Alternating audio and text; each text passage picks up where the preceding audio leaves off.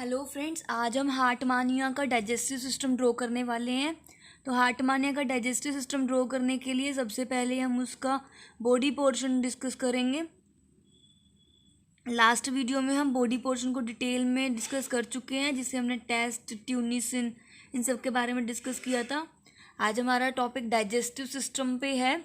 ठीक है, तो हार्ट मानिया के अंदर सबसे पहले हम यहाँ पे बनाएंगे ब्रेंकियल अपर्चर, जो ये इस पोर्शन को ब्रेंकियल साइफोन बोलते हैं। इसके अंदर हमने ब्रेंकियल अपर्चर बनाया। ब्रेंकियल अपर्चर मीन्स माउथ, जो कि बक्कल कैविटी की तरफ जाता है। ये बक्कल कैविटी वाला पोर्शन है। ठीक है, इसको कुछ इस तरह से ड्रॉ करेंगे। फिर उसके बाद यहाँ पे हमारे पास मेंटल वाला पोर्शन आ जाएगा। ठीक है, ये हमारी डोर्सल लैमेला की पोजीशन आ जाएगी। फिर यहाँ पे मेंटल वाला पोर्शन, और यहाँ पर जो है वो एट्रियल अपर्चर, इतना ड्रॉ करेंगे। फिर उसके बाद इस तरह से, और यहाँ पर सबसे पहले हम स्मॉल इंटेस्टाइन, ये स्टमक, फिर स्मॉल इंटेस्टाइन, फिर आगे जाकर रेक्टम और एनस वाला पोर्शन सबसे पहले ड्रॉ कर लेते हैं। यहाँ पर ये कुछ इस तरह से होगा। ये वाला जो पोर्शन है वो इस तरह से बनाया है। ठीक है, फिर यहाँ पर जो है वो लेफ्ट गोनाड का पोर्शन है। क्योंकि हम इसे लेफ्ट साइड से स्टडी कर रहे हैं, इसलिए हमने लेफ्ट गोनाड का स्ट्रक्चर बनाया है। यहाँ पर इसमें लीवर वाला पोर्शन है, left liver and right liver. ठीक है, ये this is the right lobe of liver and this is the left lobe of liver. ये स्टमक है, ये इंटेस्टाइन है। ये वाला जो पोर्शन है ये रेक्टम का है, ये एनस का है, ये लेफ्ट गोनाड है। ये वाले जो है हमारे पास लीवर है,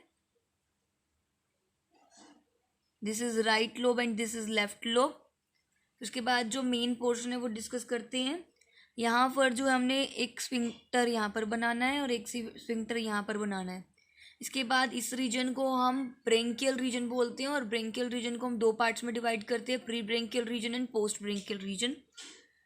पर उससे पहले अगर हम बात करें तो यहाँ पर ये जो स्फिंक्टर बनाया है ब्रेंकियल स्फिंक्टर, इसके नीचे जो है वो 64 नंबर में टेंटिकल्स प्रेजेंट होते हैं। ठीक है, टेंटिकल का जो स्ट्रक्चर होता है वो कुछ इस तरह से होता है। इसके अंदर जो है वो 12 ब्रांचेस प्रेजेंट होती है, 1 2 3 4 5 6, इस तरह से करते करते यहाँ पर जो है वो 12 ब्रांचेस प्रेजेंट होंगी। 12th ब्रांच जो है वो यहाँ पर होगी, 11 यहाँ पर और +1, तो ये 12 ब्रांचेस प्रेजेंट होती हैं। ये टेंटिकल का स्ट्रक्चर है, और यहाँ पर जो है वो 64 नंबर में टेंटिकल्स प्रेजेंट होते हैं। और इस हुक की वजह से यहाँ पर एक सीव लाइक, एक छन्नी लाइक स्ट्रक्चर बनता है, जो भी जिसकी वजह से क्या होगा, जो भी ये फूड एंटर करेगा वो छन कर जाएगा, मतलब फिल्टर होकर जाएगा। तो ये फिल्टर मटेरियल की तरह एक्ट करता है। इसके बाद इस रीजन को हमने दो पार्ट्स में डिवाइड करना है, pre branchial region and post branchial region. इसे हम प्री ब्रेंकियल और पोस्ट ब्रेंकियल रीजन जो होता है वो इस तरह से डिवाइड होता है। यहाँ पे फेरिंग्स वाला रीजन है, फेरिंग्स में ही हम प्री ब्रेंकियल और पोस्ट ब्रेंकियल रीजन ड्रॉ करते हैं। ठीक है, उसके बाद जो है यहाँ पर हम इसे ड्रॉ करेंगे। ठीक है, और प्री ब्रेंकियल रीजन को हम अलग से डिस्कस करेंगे। पहले पोस्ट ब्रेंकियल रीजन डिस्कस करते हैं, जो कि ज़्यादा इंपॉर्टेंट है। यहाँ पर पोस्ट ब्रेंकियल रीजन के अंदर जो है हमारे पास ट्रांसवर्स ब्लड वेसल्स अरेंजमेंट रहती है। 64 ट्रांसवर्स ब्लड वेसल्स की अरेंजमेंट रहती है, like this. First transverse blood vessel, हम ये तो कितने भी ड्रॉ कर सकते हैं फर्स्ट ट्रांसवर्स ब्लड वेसल्स में, लेकिन कम ही हो तो बेटर रहता है, क्योंकि ये क्लियर रहता है। ठीक है, हम 3 की हेल्प से करेंगे। ये फर्स्ट ट्रांसवर्स ब्लड वेसल्स हो गई। ठीक है, अब इसके बाद जो है इसके बीच में हम बनाएंगे स्लिट्स बोल लो या स्टिग्मेटा बोल लो। फिर उसके बाद जो है हम इसके अंदर दोबारा से सेकंड ट्रांसवर्स ब्लड वेसल्स बनाएंगे, लाइक दिस। इसके बीच में फिर से स्टिग्मेटा ड्रॉ करेंगे। फिर इसके बाद फिर से हम इसमें third transverse blood vessels draw करेंगे।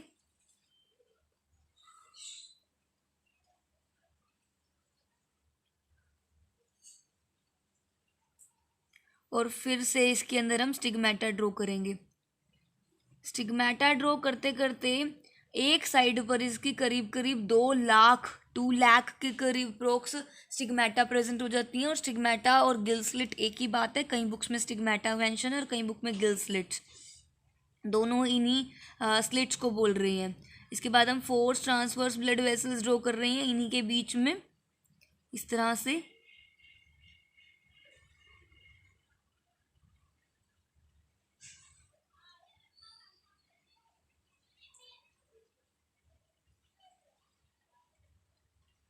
फिर इसके बीच में फिर से हम क्या करेंगे, गिल स्लिट स्ट्रोक करेंगे।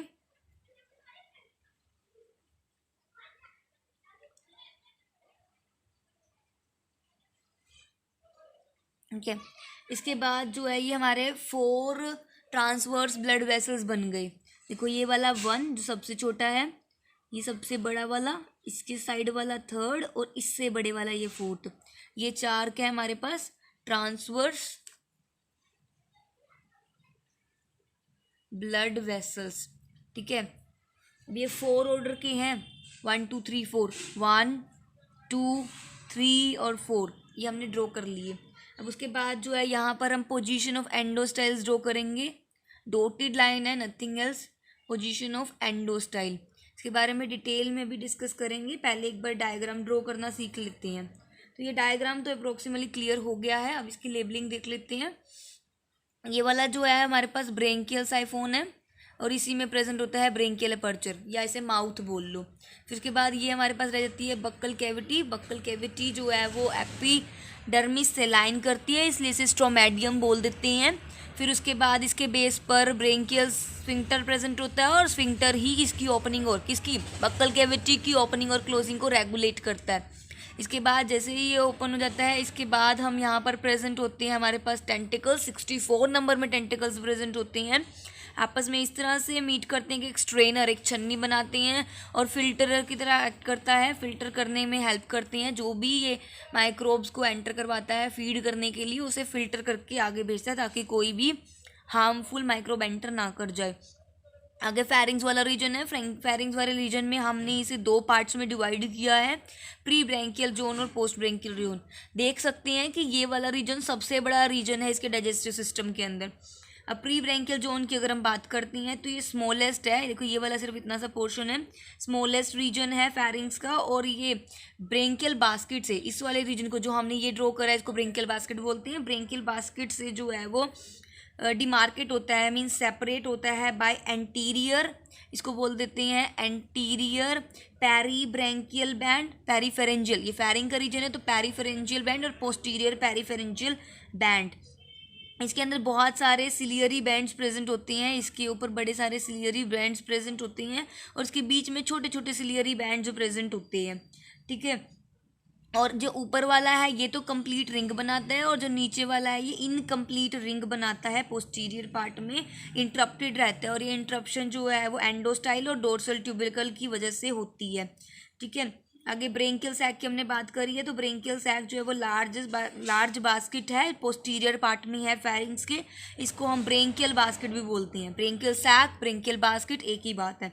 इसके अंदर बड़ी सारी गिल स्लिट्स हमने ड्रॉ करी हैं, हर ट्रांसवर्स ब्लड वेसल के बाद हमने गिल स्लिट्स ही ड्रॉ करी थी और ये बताया था कि इसका जो गिल स्लिट का नंबर है वो 2 लाख हो जाता है एक साइड पर। ठीक है, और इन गिल स्लिट्स को हम स्टिग्मेटा भी बोलते हैं।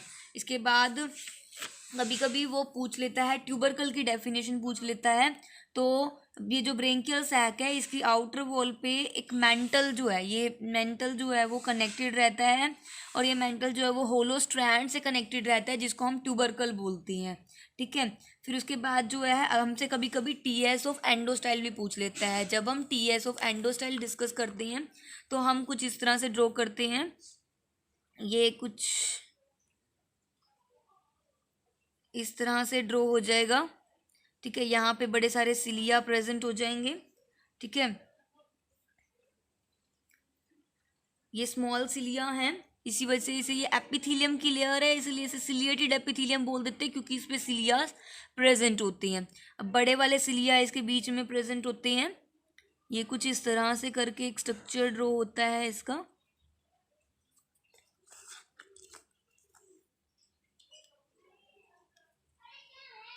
ये एपिथीलियम है, क्योंकि इस पे स्मॉल लार्ज सिलिया प्रेजेंट है इसलिए सिलिएटेड एपिथीलियम बोल देते हैं इसे।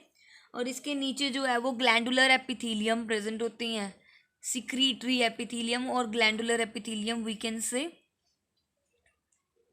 इस तरह से यहाँ पर जो है वो ग्लैंडुलर एपिथीलियम यहाँ पे प्रेजेंट होते हैं। इसकी साइड में डोटेड है, सारा का सारा हमें डोट करना है क्योंकि ये सिक्रीशन शो कर देगा इसका ग्लैंडुलर एपिथीलियम। तो जब भी आपसे टीएस ऑफ एंडोसेल पूछेगा तो आपको ये ड्रॉ करना है। सिर्फ हार्टमानिया के केस में ऐसा है कि ये हमारा है, ठीक है। अब उसके बाद जो है वो मेन पोर्शन हमारे पास रहता है, ये ही एंडोस्टाइल है जो उसे जो है यहाँ पर पोस्टीरियर पेरिफेरेंजियल बैंड को जो है वो कंप्लीट नहीं होने देता। हमने बोला था ना कि ये वाली तो है एंटीरियर वाली कंप्लीट होती है और पोस्टीरियर वाली इंटरप्टेड होती है। इंटरप्शन एंडोस्टाइल की वजह से बताई थी और डोर्सल लैमिना की वजह से बताई थी, ठीक है। अगर हम फेरिंग्स वाले रीजन को मिड वेंट्रली कट करते हैं तो हमें डोर्सल लैमिना का स्ट्रक्चर देखने को मिलता है, वो कुछ इस तरह से इसका स्ट्रक्चर है,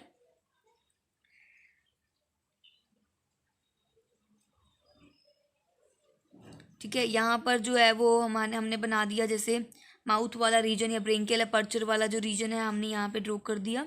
फिर उसके बाद जो है हमारे पास यहाँ पर जो है इस तरह से हम इसे ड्रॉ करेंगे। ये वाला डायग्राम भी इम्पॉर्टेंट है, एग्जाम में पूछ लिया जाता है। यहाँ पर ये हमारे पास डोर्सल ट्यूबरकल प्रेजेंट है, ठीक है, और ये ब्रेंकियल अपर्चर प्रेजेंट है, ब्रेंकियल साइफोन ये रहा, ये ब्रेंकियल अपर्चर।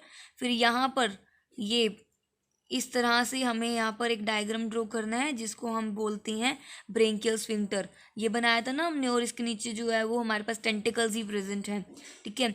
ये वाला जो पोर्शन है ये यहाँ पर हम जो है वो इस तरह से ड्रॉ करेंगे, किसको, डोर्सल लैमिना को, और ये डोर्सल ट्यूबरकल है। फिर उसके बाद जो है वो ब्रेंकियल फोल्ड्स हमने ड्रॉ करने हैं इस तरह से, ये हमारे पास ब्रेंकियल फोल्ड्स हो जाते हैं। तो ये फेरिंग्स का पोर्शन है, अगर वो पूछ लेता है हार्टमानिया के, ठीक है। फेरिंग्स का पोर्शन जो है वो इस तरह से हमारे पास बनता है, इसको इस तरह से लाइंस कर देते हैं, ठीक है। अब दोबारा से आते हैं यहाँ वाले पोर्शन पे, ये रह गया हमारा, बाकी सारा तो हो गया क्लियर। उसके बाद है हमारे पास स्टमक वाला पोर्शन, स्टमक से इंटेस्टाइन, इंटेस्टाइन से जो है वो रेक्टम और एनस, ठीक है। और ये हमें यू शेप इसकी इंटेस्टाइन देखने को मिल रही है, ठीक है। और यही हमारी रेक्टम की तरफ जाती है। रेक्टम एक नैरो शॉर्ट नैरो ट्यूब है जो कि क्लोका की तरफ जो है वो ओपन होती है, मतलब फिर आगे एनस, और एनस भी एक अपर्चर है जो 4 लिप्स से बाउंड होता है, और ब्रेंकियल अपर्चर भी 4 लिप्स से ही बाउंड था।